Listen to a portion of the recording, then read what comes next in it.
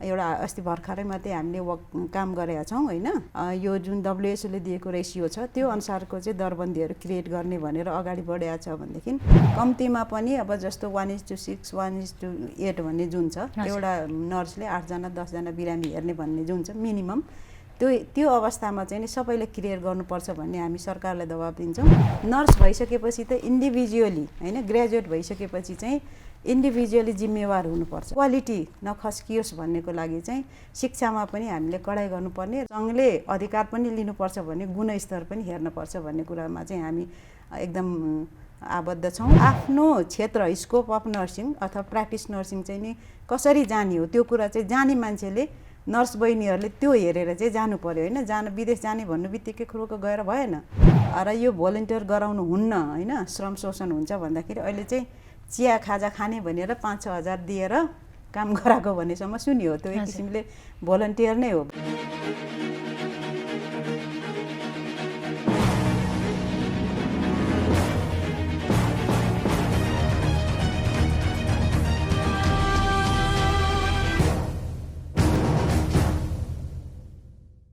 नमस्कार, #2030 मा म प्रकृति भट्टराई बस्नेत यहाँहरूलाई स्वागत गर्न चाहन्छु।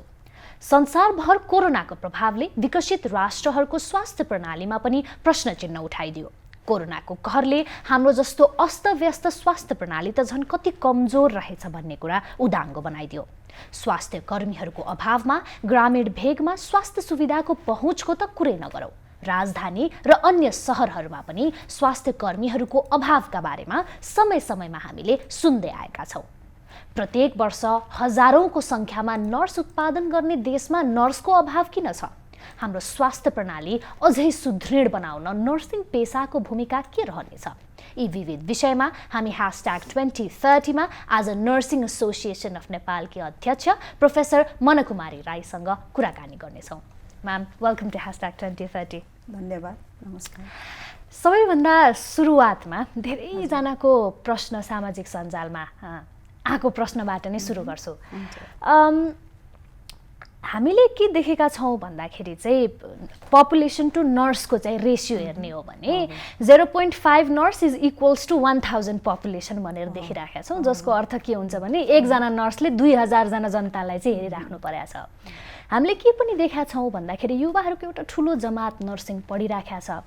नर्सहरू उत्पादन गर्नमा त हामी खपिस छौँ होइन, धेरैजना नर्सिङ पढि नै राख्नु भएको छ। यति धेरै आवश्यकता भएको देश पपुलेसनको टर्म्समा हेर्ने हो भने नर्सहरूको त कति धेरै आवश्यकता छ हाम्रो देशमा। यति धेरै आवश्यकता हुँदाहुँदै पनि किन सबैजना विदेश जान्छन्?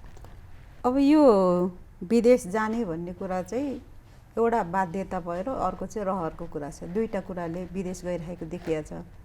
त्यसमा पनि पुरानो पुस्ताभन्दा नयाँ पुस्ताहरू जो चाहिँ नि अहिले BSc नर्सिङ जब सुरु गरियो त्यस पश्चात चाहिँ नि धेरै यङ नर्सेसहरू चाहिँ विदेश गएको देखिन्छ र प्रोडक्सन पनि त्यही हिसाबले गरिएको देखिएको छ।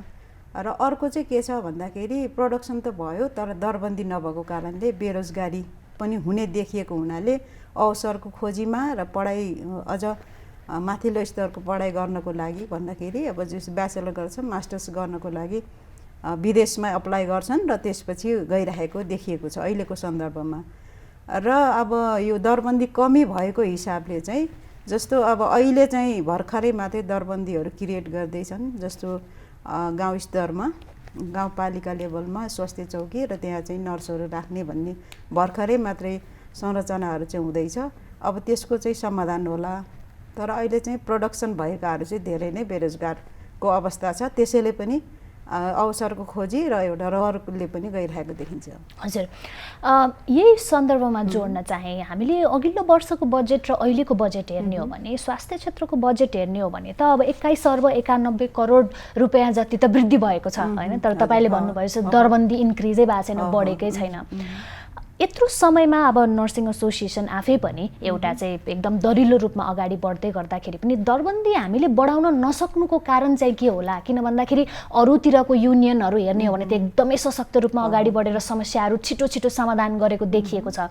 तर वर्षौँदेखिबाट नर्सिङ पेसामा चाहिँ एउटै खालको कुरा मात्रै भइराख्दाखेरि चाहिँ हामीले यो किन गर्न सकिराखेका छैनौँ र एसोसिएसन आफैले पनि यो खालको कुरालाई चाहिँ अगाडि किन ल्याउन सकिराखेको छैन? अब यसमा दुईटा कुरा छ। एउटा चाहिँ त महिला हैन, दोस्रो चाहिँ के भन्दाखेरि नर्स। त्यसमा पनि त्यो भएकाले स्वास्थ्य मन्त्रालय अन्तर्गतका जति पनि दरबन्दीहरू छ नर्सको मात्रै हुँदैन हैन, सबैको टिमको नै हुने भएको र त्यसमा पनि नर्सको पहुँच चाहिँ कम छ। जस्तो हामीहरूले आन्दोलन गरेर बल्ल बल्ल नर्सिङ डिभिजन गरियो र नर्सिङ डिभिजनले आफ्नो हिसाबले काम त गरिरहेको छ र भर्खरै मात्रै दरबन्दीहरू क्रिएट गर्नलाई चाहिँ नि अब अहिले एउटा प्रपोजल जस्तो प्रस्तावहरू चाहिँ तयारी भइरहेको अवस्था छ र त्योभन्दा अगाडिको अवस्थामा चाहिँ बिचमा 10-15 वर्ष त नर्सिङ डिभिजन पनि डिजल्भ भयो र नर्सहरूको लागि एउटा फोकल पर्सन राखियो जसलाई चाहिँ अब ती कुराहरू लैजानलाई अलिकति बाटो नभएको जस्तो हैन देखिन्छ र त्यसमाथि पनि महिलाहरूलाई अब अलिकति हाम्रो यो जुन पुरुष प्रधान देश भने जस्तै गरेर चाहिँ अलिकति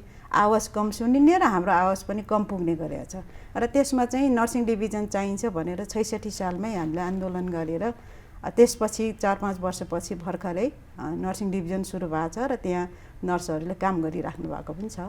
हजुर, समय समयमा तपाईँहरूले आन्दोलन गरिराखेको हामीले देखि पनि राखेका छौँ। तर यो आन्दोलनहरू चाहिँ जहिले पनि एउटा सीमित घेराभित्र रहने एउटा राष्ट्रिय लेभलको राष्ट्रिय स्तरमा चाहिँ नदेखिने खालको देखिराखेको छ। अहिले त झन् कोरोना पछि त स्वास्थ्य कर्मीहरूको कति आवश्यकता रहेछ, उहाँहरूको इम्पोर्टेन्सको बारेमा सारा जनताले थाहा पाइरहेको बेलामा यो बेलामा त झन् आन्दोलन चर्किनु पर्ने थियो होला। तर त्यो खालको चाहिँ आन्दोलनको मोडालिटी हामी किन ल्याउन सकिराखेका छैनौँ? अब यो आन्दोलन भन्नु बित्तिकै हामीले के बुझ्छौँ भन्दाखेरि ठुलो आवाज गर्ने, बुलन्द आवाज गर्ने, सडकमा उत्रिने हैन, अनि त्यसपछि अब सरकारले पनि प्राय त्यही अवस्थामा सुनेको अवस्था छ। तर पनि हामीहरूले हाम्रो समस्याहरू चाहिँ लैजाने, टेबल वार्ता गर्ने, अनि त्यसपछि समस्या यस्तो छ भन्ने किसिमले बुझाउने काम हामीले पनि गरिरहेको हो।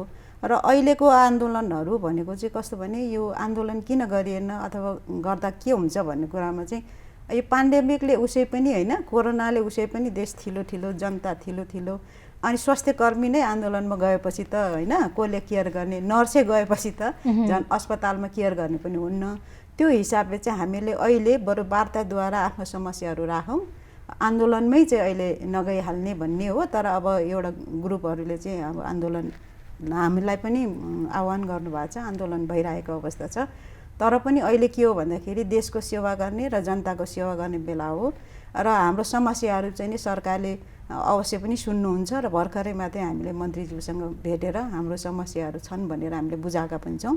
मन्त्रीज्यूले पोजिटिभ लिनुभएको छ। त्यो भएको कारणले नर्सहरूको समस्याहरू बढाउँदै लैजाने, सुनाउँदै लैजाने र त्यसलाई ठाउँमा पुर्याउने र यतातिर चाहिँ नि नर्सिङ सेवा पनि जनतालाई चाहिँ दिइरहने चाहिँ नि हाम्रो चाहिँ नि एक किसिमको नर्सिङसँगको धारणा छ। हजुर, आजसम्म आउँदै गर्दाखेरि विगतमा अघि तपाईँले भन्नुभयो जस्तै धेरै वार्ताहरू भएको, आन्दोलनहरू पनि त्यही हिसाबले तपाईँले भन्नुभयो जस्तै एउटा सीमित घेराभित्र भइराखेको अवस्थामा चाहिँ आजसम्म हामीले धेरै आन्दोलनहरू गऱ्यौँ, वार्ताहरू गऱ्यौँ र 10 वर्ष अगाडि जे नर्सिङ गरिराख्नु भएकोहरूको समस्या थियो अझै पनि त्यही किसिमका नै समस्याहरू आइराख्दाखेरि चाहिँ यो वार्ताहरूले त खासै धेरै केही पनि नभइराखेको जस्तो देखिन्छ हैन। अब अगाडि कसरी बढ्छौँ त हामी? अब वार्तै मात्रै गर्ने हो कि होइन? अहिले के देखियो भन्दाखेरि हाम्रो नर्सहरूको समस्या त एउटा छँदै नै थियो हैन, सेवा सुविधादेखि लिएर तलबका कुरा थियो भनेदेखि यो पेन्डेमिक जुन भनौँ न एक किसिमको अपरझट आइपरेको र त्यसमा नर्सहरू कतिको तयारी रहेछन् त हैन, स्वास्थ्य मन्त्रालयद्वारा चाहिँ कति तयारी गरियो भन्ने कुरा चाहिँ अब एक किसिमको छर्लङ्ग अघि पनि तपाईँले भूमिकामा भनिसक्नु भएको छ हैन। त्यस्ता कुराहरू चाहिँ अलिक कमजोरी रहेछ। त्यसकारण हामीले अब नर्सिङ जनशक्तिलाई चाहिँ त्यस्ता हैन पेन्डेमिकहरूमा पनि तयार गर्नुपर्छ र त्यसको लागि चाहिँ हामीले सरकारसँग माग पनि गरिसकेका छौँ र लबिङ पनि गर्दैछौँ र यसको लागि कुनै एउटा गुणस्तर हैन जाँच गर्ने, त्यसपछि चाहिँ नि नर्सहरूलाई त्यही हिसाबको डिजास्टर म्यानेजमेन्टमा तयार गर्ने, यस्तै किसिमका पेन्डेमिक जस्तैहरूमा तयार गर्ने भन्ने किसिमले हामीले लबिङ पनि गरेका छौँ र यो मन्त्रालयमा सम्बन्धित ठाउँमा हामीले कुरा पनि पुर्याएका छौँ। र अब यो समस्याहरू चाहिँ के हुँदो रहेछ भने जनसङ्ख्या बढ्दै जान्छ होइन, हाम्रो पनि स्कोप बढ्दै गएको छ, त्यस कारण समस्याहरू चाहिँ नि अझ थपिँदै चुनौतीपूर्ण नै छ। हजुर हजुर, यही चुनौतीहरूको बारेमै कुरा गर्दै गर्दाखेरि चाहिँ समय समयमा हामीले सुन्ने कुरा के छ भन्दाखेरि चाहिँ यो प्राइभेट अस्पतालहरूमा चाहिँ एउटा युनिटमा अब 20-30 जना अकुपेन्ट भएको चाहिँ एउटा युनिटमा जम्मा 2-3 जना नर्स भएको कारणले गर्दाखेरि नर्सहरूलाई चाहिँ एकदमै धौधौ परेको, एकदमै गाह्रो भइरहेको छ हामीलाई भन्ने कुरा त छँदैछ। त्यो सँगै चाहिँ अब यो प्राइभेट अस्पतालहरूले चाहिँ मनपरी तलब दिने होइन, एकदमै धेरै चाहिँ उहाँहरूलाई चाहिँ काम मात्रै लाउने, भनेको सेवा सुविधा चाहिँ दिन नसकिराखेको अवस्थामा वर्षौँदेखिबाट यो समस्या छ नि त होइन। यो कारणले गर्दाखेरि पनि धेरैजना विदेश गइरहेका छन्। अब यो प्राइभेट अस्पतालहरूलाई चाहिँ एउटा मापदण्डमा ल्याउनको लागि एसोसिएसनले के गर्यो र अब के गर्नेछ? किनभने धेरैजना नर्सहरूको चाहिँ एउटा तपाईँहरूलाई अपिलै के छ भन्दाखेरि हामी यही देशमा गर्न चाहन्छु भन्दै गर्दाखेरि पनि मैले पढेको लगानी नै नउठ्ने भइसकेपछि त के काम गर्नु भन्ने जस्तो हुँदो रहेछ होइन। अब भावी योजना चाहिँ के छ त? अब यसमा दुईटा छन् होइन, एउटा चाहिँ प्राइभेटमा र एउटा गभर्मेन्टमा, र वर्कलोडको कुरा गर्नुभयो होइन, धेरैजनामा चाहिँ धेरै खटिनुपर्ने अवस्था आयो। यो चाहिँ प्राइभेटमा मात्रै होइन, सरकारीमा पनि त्यो अवस्था छ। जस्तो धेरै अकुपेन्सी भएको अस्पतालहरूमा चाहिँ नर्सको सङ्ख्या त्यहाँ पनि कमी छ, र प्राइभेटमा चाहिँ एउटा चाहिँ के छ भन्दाखेरि यो आर्थिकको कुराले गर्दाखेरि पनि होला, तलब दिनु पर्यो होइन, एकजनाको ठाउँमा 2जना 3जना दिँदाखेरि त त्यही हिसाबले दिनुपर्दा उहाँहरूलाई भार पर्ने, त्यो हिसाबले चाहिँ उहाँहरूले थोरै राख्नुभएको अवस्था छ भनेदेखि सरकारमा चाहिँ सरकारी अस्पतालहरूमा चाहिँ दरबन्दी पुरानै दरबन्दीमा भनौँ 20-25 वर्षको पुरानो दरबन्दीमा नै काम गर्नुपर्ने, तर के हो त बिरामीको सङ्ख्या चाहिँ बढ्यो होइन, नर्सको सङ्ख्या बढेन। त्यो हिसाबले चाहिँ दुवैतिर नै वर्कलोड चाहिँ छ। त्यसमा पनि अब यो के गर्ने त भन्दाखेरि अब सरकारीमा चाहिँ बिस्तारै यसको चाहिँ नै समाधान हुने देखिन्छ। जस्तो नर्सिङ डिभिजनले एउटा अस्ति भर्खरै मात्रै हामीले काम गरेका छौँ होइन, त्यसमा साङ्गठनिक संरचनामा त्यसमा नर्सहरू गाउँ स्तरसम्म छ, र त्यसपछि यो जुन WHOले दिएको रेसियो छ त्यो अनुसारको चाहिँ दरबन्दीहरू क्रिएट गर्ने भनेर अगाडि बढेको छ भनेदेखि प्राइभेटहरूमा पनि यो चाहिँ नि अब तलब सुविधाको कमीको कुरा र ड्युटी ओभरलोड भएको कुराहरू, यो कुराहरू चाहिँ आएको हुनाले हामीहरूले मन्त्रालयमा निवेदन दिइवरिकन 1-2वटा जुन कटहरू दिएर होइन, कहाँ कहाँ समस्याहरू छ भन्ने हिसाबले देखिएको हुनाले मन्त्रालयमा पेस गरिकन मन्त्रालयले सचिव स्तरीय निर्णयबाट चाहिँ त्यस्ता अस्पतालहरूलाई एउटा चाहिँ निर्देशन दिइसकेको छ त्यो नगर्न भनेर, र अर्को चाहिँ स्पष्टीकरण पनि सोधेको अवस्था छ। त्यसमा अब नामहरू नभनौँ होइन, थुप्रै अस्पताल र कलेजहरू छन्, त्यहाँ चाहिँ हामीहरूले अब कार्यान्वयनको अवस्था छ, कार्यान्वयनमा हामी फलोअप गर्छौँ। र अब जस्तो ब्याङ्क तलबहरूको कुराहरू, यी सुविधाका कुरा चाहिँ ब्याङ्क मार्फत चाहिँ नि राख्नु भनेर हामीहरूले निवेदन गरे अनुसार नै त्यही किसिमको चाहिँ नि मन्त्रालयले निर्देशन दिइसकेको अवस्थामा अब हामी फलोअप गर्छौँ र मन्त्रालयलाई कार्यान्वयन गर्नको लागि चाहिँ घचघच गर्छौँ। त्यसो भए अहिलेसम्म आउँदै गर्दाखेरि चाहिँ प्राइभेट अस्पतालहरूलाई चाहिँ यति तलब चाहिँ दिनै पर्ने नर्सहरूलाई भन्ने खालको मापदण्ड अहिलेसम्म बनेको थिएन, र अब चाहिँ नि सरकारले निर्देशन दिइसकेको अवस्था छ, र उहाँहरूले त्यो मिनिमम चाहिँ नि दिनै पर्ने छ। हजुर हजुर, अब यसको चाहिँ फलोअपको लागि तपाईँहरू त डेफिनेटली प्रिपेयर्ड हुनुहुन्छ होला, र त्यसको लागि हामीहरूले 5 सदस्यीय कमिटी पनि गठन गरेका छौँ। वरिष्ठ उपाध्यक्ष चाहिँ त्यसको संयोजक हुनुहुन्छ, उहाँहरू जानुहुन्छ। अनि समस्या त्यत्तिकै जाँदाखेरि छड्के गयो भने जस्तो हुन्छ, त्यस कारण जहाँ हामीहरू इन्डाइरेक्टली रिपोर्ट आउँछ त्यो ठाउँमा गएर हामी कर्मचारीसँग नर्सेसहरूसँग पनि बुझ्ने गरेका छौँ बेला बेलामा, र यो चाहिँ नि अब बिस्तारै कमी हुन्छ भन्ने हामीलाई लागेको छ। नभएमा फेरि हामी उहाँहरूलाई ताकेता गर्ने छ। यो प्राइभेट अस्पतालहरूको चाहिँ एउटा ठुलो चाहिँ एउटा होइन यो क्षेत्रमा नै एउटा ठुलो शक्तिशाली फोर्स रहेछ। अब यो फोर्सलाई चाहिँ ट्याकल गर्नको लागि युनियनहरू त जहिले पनि आवश्यक नै हुन्छ होइन। अबका भावी दिनहरूमा चाहिँ एसोसिएसनले के कस्ता कार्यक्रमहरू ल्याउँदैछ त नर्सेसहरूलाई नेपालमै राख्नलाई पहिलो कुरा त, र दोस्रो कुरा नर्सिङ शिक्षाको लागि पनि के कस्ता योजनाहरू चाहिँ तपाईँहरूले यसमा चाहिँ अब जस्तो प्राइभेटलाई डाइरेक्ट चाहिँ सरकारले पनि कन्ट्रोल गर्न नसक्ने अवस्था छ। अनि यो प्राइभेट अर्गनाइजेसनहरूको पनि युनियनहरू हुनुहुन्छ, उहाँहरूसँग हामीहरूले कतिपय टेबलमा पनि कुरा गरेका छौँ। र अब सम्बन्धित एउटा त सिङ्गल इन्स्टिच्युटमा पनि गएर हामीले कुरा गरिराखेका छौँ। र अब पछिल्लो समयमा चाहिँ हामी के गर्छौँ अब पछि चाहिँ भन्दाखेरि दरबन्दी कम्तीमा पनि अब जस्तो 1:6 1:8 भन्ने जुन छ, एउटा नर्सले 8जना 10जना बिरामी हेर्ने भन्ने जुन छ मिनिमम, त्यो अवस्थामा चाहिँ सबैले क्लियर गर्नुपर्छ भन्ने हामी सरकारलाई दबाब दिन्छौँ। र अन्य जस्तो अब अस्पतालहरू भयो उहाँहरूले चाहिँ नि त्यही किसिमको चाहिँ व्यवस्था गर्नुहोस् भनेर हामी ताकेता पनि गर्छौँ। एउटा कुरो भयो।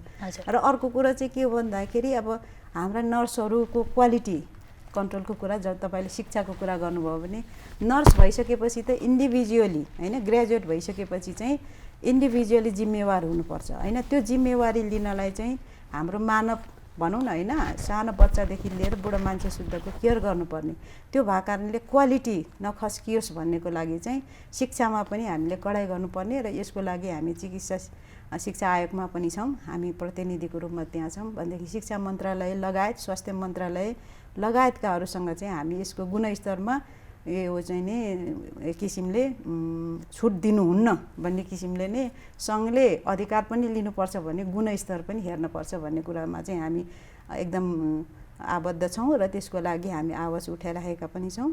र नर्सिङ काउन्सिलमा पनि म पदैन सदस्यको हिसाबले हुन्छ नर्सिङ सङ्घ त्यहाँ पनि हामीहरूले अब जुन स्वीकृतिहरू दिँदा मोनिटरिङहरू जाँदाखेरि चाहिँ कडाइका साथ चाहिँ हेर्नु जरुरी छ।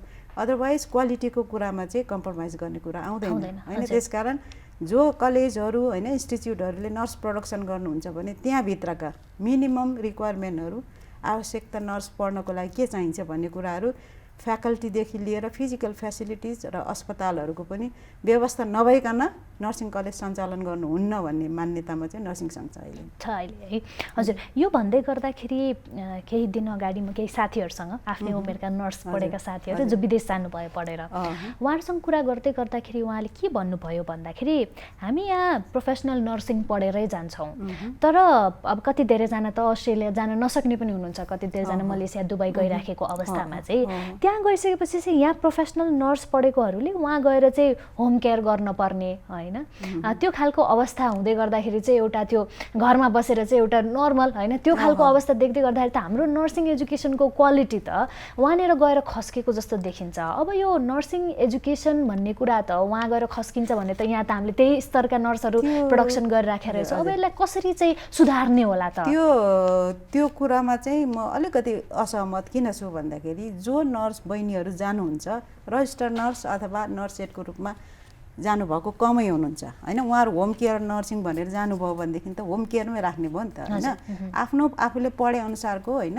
आफ्नो प्रोफेसन अनुसारको चाहिँ जागिरमा जानु पर्यो होइन। जस्तो अब यहाँ त मेन पावरले लैजान्छ कस्तो मान्छे लैजान्छ लन्जान्छ उहाँ आवश्यकता कसलाई छ होम केयर भन्नु बित्तिकै कसैले भाडा मोलायो भन्ने सुन्नसम्म पनि सुन्न आएको छ होइन। त्यो भएको कारणले आफ्नो क्षेत्र स्कोप अफ नर्सिङ अथवा प्र्याक्टिस नर्सिङ चाहिँ नि कसरी जाने हो त्यो कुरा चाहिँ जाने मान्छेले नर्स बहिनीहरूले त्यो हेरेर चाहिँ जानु पर्यो होइन। विदेश जाने भन्नु बित्तिकै खुरुक गएर भएन। यो चाहिँ धेरै चाहिँ नि यो अफ्रिकन कन्ट्रिजहरूमा जुन यो उता अरबियन कन्ट्रिजमा छ त्यहाँ चाहिँ यस्तो समस्या देखिया छ र बाहिर चाहिँ नि अब यो जाँचहरू दिनुपर्छ होइन स्टेटको अनि अब कन्ट्रीकै पनि दिनुपर्ने हुन्छ। त्यो जाँचहरू पास गरिसकेपछि रजिस्टर्ड नर्सको रूपमा पाएपछि त यो एकदमै होइन सम्मानजनक नै भयो। तर बाँकीले चाहिँ के गरेका छन् भने जाँच नदिइकन अब नर्सिङ केयर होममा भन्यो बुढाबुढी हेर्नलाई भन्यो होइन अथवा बच्चा हेर्नलाई गइसकेपछि त त्यो मेडको हिसाबले हेर्छन् होइन। त्यसकारण आफूले कहाँ अप्लाई गरेको छ र मेरो कार्यक्षेत्र के हो भन्ने कुरा पहिले निर्कोल गरेर गएको खण्डमा यो चाहिँ नि अब काम गरेपछि काम गराउने जस्तो किसिमको अवस्था हुँदैन।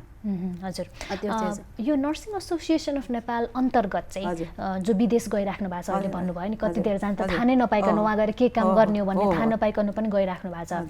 यी बाहिर जानेहरूको लागि पनि के कामहरू भइराखेको छ कि त्यो तपाईँहरूको माथत अन्तर्गत पर्छ कि पर्दैन? यो परेन। उहाँहरूको विदेश जानु उहाँहरूको स्वइच्छाको कुरा भयो अनि विदेश गएर काम गर्नको लागि चाहिँ नर्सिङ काउन्सिलले उहाँहरूलाई दिने हो होइन सर्टिफिकेट अथवा उहाँबाट जुन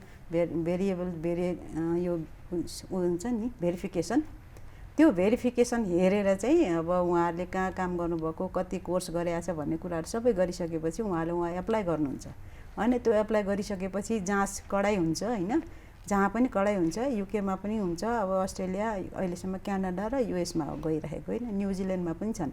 तर पनि त्यहाँको जस्तो हाम्रोमा चाहिँ काउन्सिलमा पास गरिसकेपछि सबै देशभरि हुन्छ भनेदेखि त्यहाँ चाहिँ देशमा गरिसकेपछि अर्को स्टेट गइसकेपछि फेरि अर्को स्टेटमा उनीहरूको नियमअनुसार दिनुपर्छ होइन। त्यो भएको कारणले सायद गाह्रो भएको हुनसक्छ। तर हाम्रो पढाइ जुन पढाइहरू कमी कमजोरी छ नभएको होइन तर रजिस्टर्ड नर्स पास गरिसकेपछि रजिस्टर्ड नर्समै गएमा चाहिँ राम्रो हुन्थ्यो।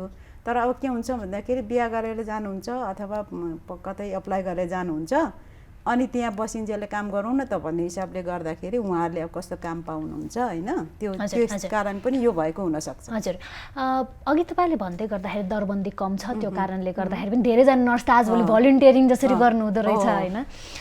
त्यो हुँदै गर्दाखेरि त विदेशतिर हेर्ने हो भने कस्तोसम्म देखिन्छ भने नर्सिङ भनेको त कम्युनिटीदेखि लिएर स्कुलदेखि लिएर होइन अफिसमा पनि आजभोलि नर्सेसहरू राख्ने प्रचलन बढ्दै गर्दाखेरि त दरबन्दीको चाहिँ एउटा स्पेक्ट्रम त ठुलो छ नेपालमा पनि होइन। यो हुँदै गर्दाखेरि चाहिँ अब हाम्रो चाहिँ एभ्री कन्भर्सेसनमा एभ्री इन्टरभ्यूमा दरबन्दी कम छ भन्दै गर्दाखेरि चाहिँ प्रस्पेक्ट धेरै छ नेपालमा नर्सेसहरूलाई जागिर दिनलाई पनि होइन।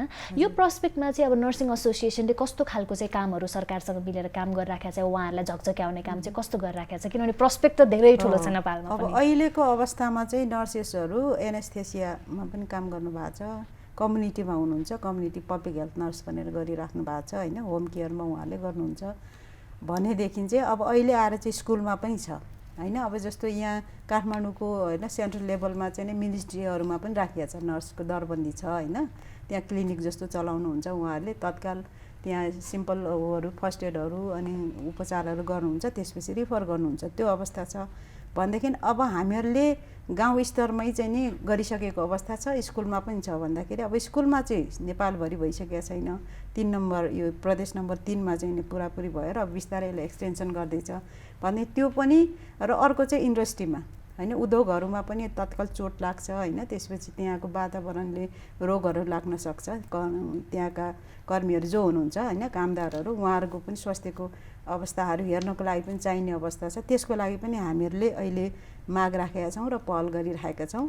अब बिस्तारै हुन्छ भन्ने कुरा चाहिँ हामीलाई आश लागेको छ।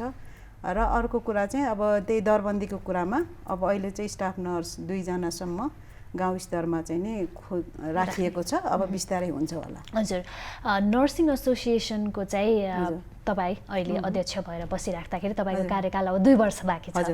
यो 2 वर्षमा तपाईँले कुन एरियामा चाहिँ फोकस गरेर चाहिँ अब एसोसिएसनले यतातर्फ लग्छु र नर्सहरूको चाहिँ हकितको यो एस्पेक्टलाई चाहिँ समातेर म काम गर्छु भन्ने तपाईँको चाहिँ के छ? अब पहिलो कुरा त मैले चाहिँ हाम्रो टिमले के गरेको छ भन्दाखेरि पहिलो कुरा चाहिँ नि अब यो जुन सेवा सुविधाहरू छ भोलन्टियर गर्ने भन्नुभयो कुरा, भोलन्टियर नगराउने त सहमति भइसकेको छ, तर अब बहिनीहरूलाई कसैलाई चाहिँ एक्सपिरियन्स चाहिन्छ गर्छु भन्ने हिसाबले गरेका छन् भन्ने चाहिँ रिपोर्ट आएको छ, तर हामीले तत्काल भिजिट जाँदाखेरि चाहिँ भेटेका छैनौँ होइन।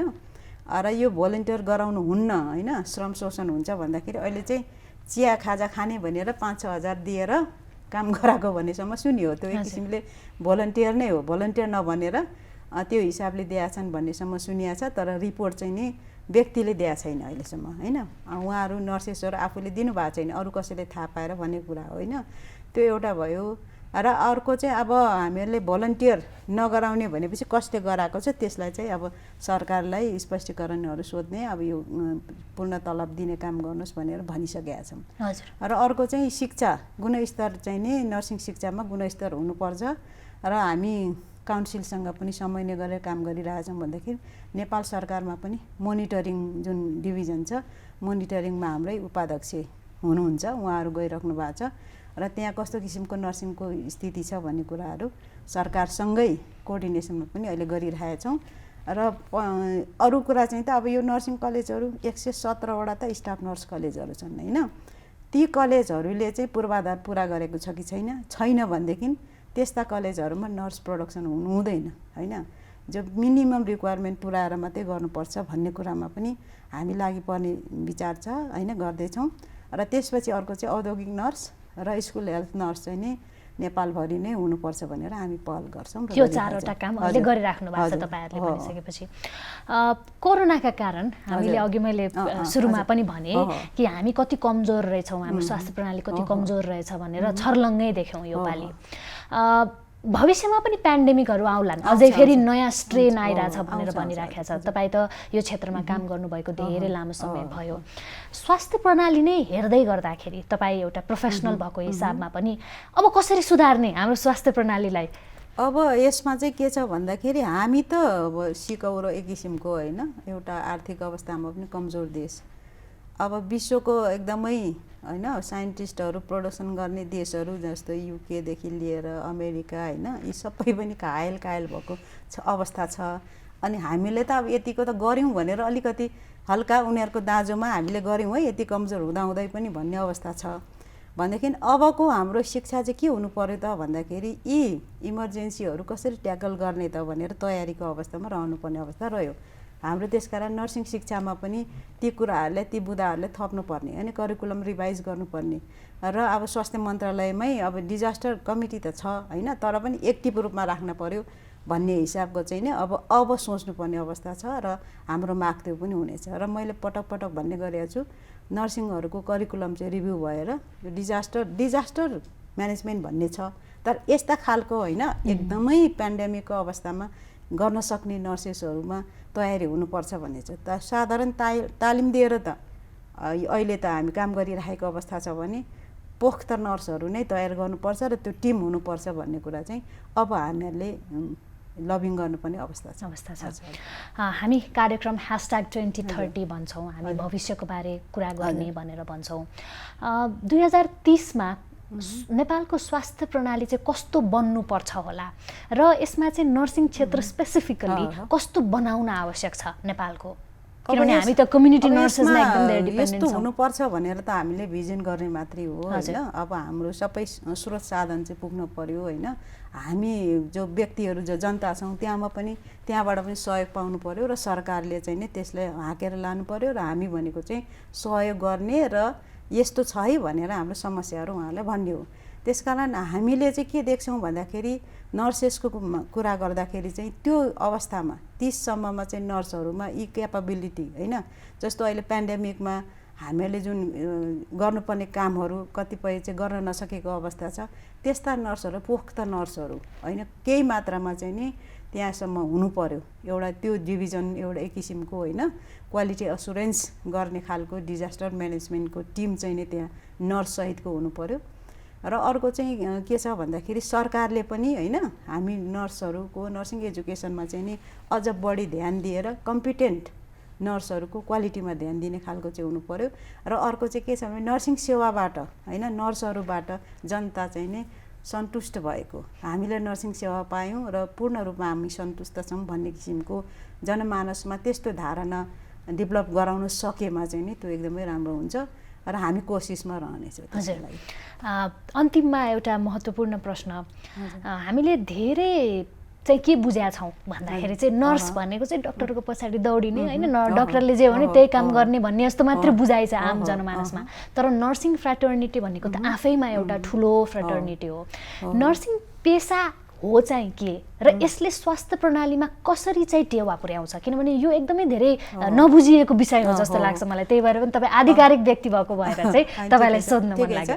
अब यसमा अब नर्सिङ भएको कारणले नर्सको चाहिँ नि अब होइन गुणगान गाउने कुरा त भएन, तर नर्सिङ भन्नु बित्तिकै स्याहार होइन एक किसिमले यो चाहिँ के छ भन्दाखेरि रोग लाग्न नदिने, रोग लागेकोलाई चाहिँ नि रोगीलाई केयर गर्ने र रोग लागिसकेको पछिको अवस्थामा पुनः पहिलो अवस्थामा पुर्याउने चाहिँ नि सेवा हो एक किसिमले होइन। एक किसिमको यो चाहिँ नि ममतासँग होइन भावनासँग होइन एक किसिमको अरूको भावनालाई बुझ्ने र इम्प्याथी भन्छौँ नि हामीहरू होइन, भावना बुझ्ने एकदम सहपाठी जस्तै भएर चाहिँ नि दुःख सुखमा चाहिँ नि सँगै काम गरेर त्यो रोगलाई होइन निको पार्ने र रोग लाग्नबाट बचाउने एउटा एक किसिमको भनौँ न आर्ट एन्ड साइन्स हो नर्सिङ चाहिँ होइन। त्यसमा चाहिँ नि अब नर्स सबै नहुन सक्छ, तर केयरिङ होइन इम्प्याथी चाहिँ नि नर्समा र ती कुराहरूलाई कसरी लैजाने होइन ती स्किल नलेजहरू चाहिँ प्राप्त गरेको हुनु पर्यो र प्राप्त गर्नलाई इच्छुक पनि हुनु पर्यो होइन। त्यसकारण मान्छेको सेवामा मानव सेवामा लागेर अनि रोगहरूलाई रोग लाग्नबाट बचाउनको लागि गर्ने सेवा हो होइन। त्यसकारण अब अहिले चाहिँ कस्तो भयो भने यो चाहिँ जागिर हो होइन, जागिर खाने हिसाबको मात्रै भन्ने कुराहरू पनि बुझिया छ, तर त्यो चाहिँ गलत हो होइन। खालि मान्छेमा बिरामीको सेवा गर्ने चाहिँ भावना भयो भनेदेखि नर्समा एउटा गुण चाहिँ नि एकदमै राम्रो गुण हुन्छ। हस्, नमस्कार म्याडम, धेरै धेरै thank you. धन्यवाद। तपाईँले आफ्नो समय दिनुभयो। यो अन्तर्वार्ता मार्फत हामीले नर्सिङ पेसालाई बुझ्ने प्रयास गऱ्यौँ र त्यो सँगसँगै चाहिँ हामीले कसरी चाहिँ अबको नेपालको स्वास्थ्य प्रणालीमा कसरी नर्सिङ पेसा आफैले टेवा पुर्याउन सक्छ भनेर छलफल गऱ्यौँ। धेरै धेरै धन्यवाद समयको लागि। मलाई यहाँसम्म बोलाएर आफ्नो केही विचारहरू राख्ने अवसर दिनु धन्यवाद। रिपब्लिकका परिवारलाई धन्यवाद। आज हामीले कुरा गऱ्यौँ नर्सिङ एसोसिएसन अफ नेपालकी अध्यक्षसँग। नर्सिङ पेसा आफैमा के हो र यो पेन्डेमिकको समयमा झन् नर्सेसहरूले हामीलाई गर्नुभएको सेवा, फ्रन्ट लाइनमा बसेर गर्नुभएको सेवाको लागि त हामी सबैजना सधैँभरि आभारी नै छौँ। यस श्रृङ्खलामा हामीले नेपालको स्वास्थ्य प्रणाली कस्तो हुनुपर्छ भनेर डेफिनेटली छलफल गऱ्यौँ नै। #2030 हामी हरेक हप्ता अबको नेपाल कस्तो बनाउने, परिकल्पित नेपालको भविष्यबारे छलफल डेफिनेटली गर्ने नै छौँ। अर्को साता पनि शुक्रबार रिपब्लिकामा एउटा नयाँ श्रृङ्खलाका साथ म उपस्थित हुने नै छु। तबसम्मको लागि हस्त, नमस्कार।